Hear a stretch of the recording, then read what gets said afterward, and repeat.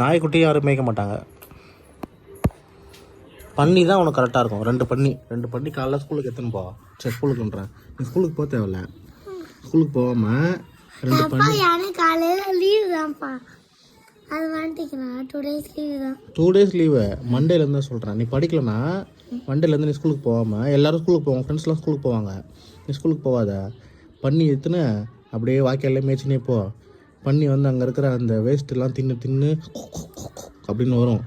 ஆமாம், எங்கே இருக்கு பண்ணி? பண்ணி நான் வாங்கி தரேன் உனக்கு. ஆனால் அதுக்கு அண்ணன் பண்ணி வாங்கிட்டாங்க.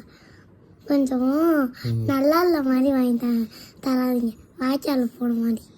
வாய்க்காலில் தான் போவோம். பண்ணி வாய்க்காலில் தான் சேத்துல தான் போவோம்.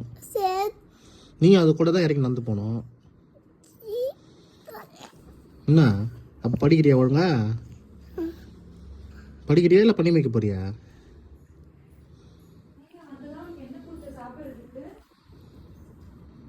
சொல்லு. ஒரே கன்ஃபியூஷனாக இருக்குது போல. பண்ணியே மேய்க்கிறியா?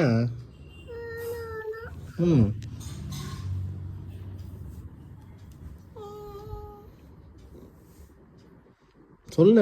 வாய்க்காலில் இறங்கி சேத்துல இறங்கி பண்ணி எல்லாம் வேஸ்ட்லாம் சாப்பிடும். நீ அது கூட உட்காந்து சாப்பிட்டு வா. சாயங்காலமாக வந்து வீட்டில் வந்து பத்துக்கு.